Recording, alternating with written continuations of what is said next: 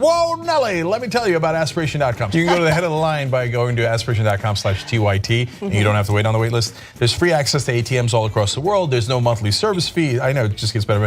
10% of their revenue goes to charity. I mean, it doesn't get any more lib than this, and no funding of political campaigns or industry lobbying. So if you were looking for a progressive place to put your money, I think we've got your answer for you, aspiration.com.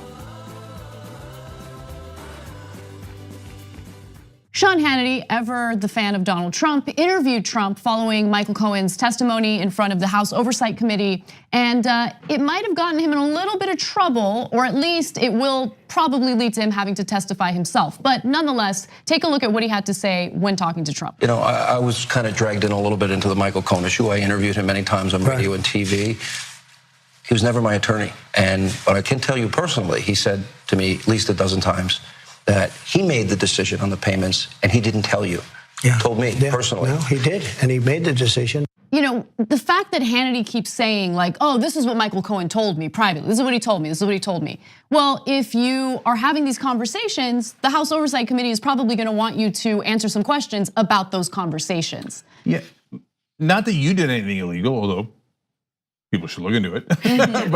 but you're a witness. You're admitting on national TV that you're a witness. So not just the House Oversight Committee, but prosecutors might want to talk to you. Yes. I mean, even if you have exculpatory evidence that helps Donald Trump, you're still a witness. They're still going to want to talk to you.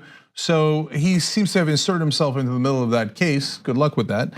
And remember, if you lie to prosecutors or Congress, that's a serious crime. So have at it, Hoss. Also, Hannity said something similar when Rudy Giuliani surprised him by revealing that Trump had repaid Cohen. In fact, let's go to that video. Having something to do with paying some Stormy Daniels woman $130,000, I mean, which is going to turn out to be perfectly legal.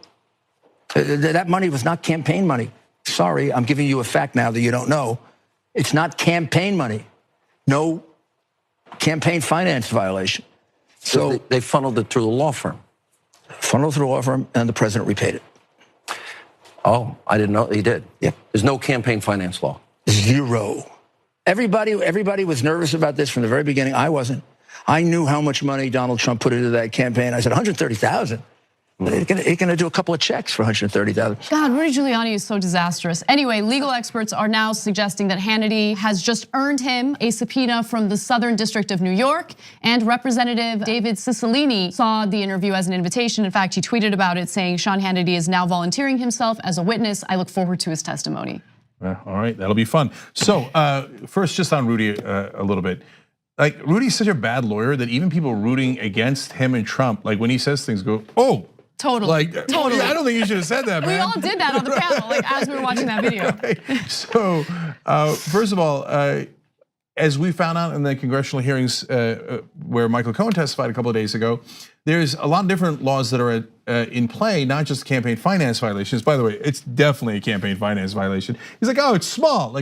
So that's the first problem with his legal analysis. Okay, he's like, oh, Donald Trump could find $100,000, $30,000 in the cash. That's not relevant to the law at all. The maximum contribution to someone is $5,400. And if Michael Cohen gave $130,000, it doesn't matter that that's a small number to Donald Trump. It matters, is it past $5,400? You knucklehead. I mean, this guy is just the worst lawyer in America. So that's point one. Point two is, now we know, but they funneled it through Trump Organization. Ro Khanna's questioning revealed that that is financial fraud because they said it was for a different reason. They said it was for legal services. It wasn't. It was to reimburse Michael Cohen for hush money payments. Cohen has said that. They've got Weisselberg, the chief financial officer of Trump Organization, and they have the checks. So you guys are now screwed. Giuliani admitted that they paid Michael Cohen for that purpose. Okay, and then there's the insurance fraud that was revealed. There's so many other crimes, right?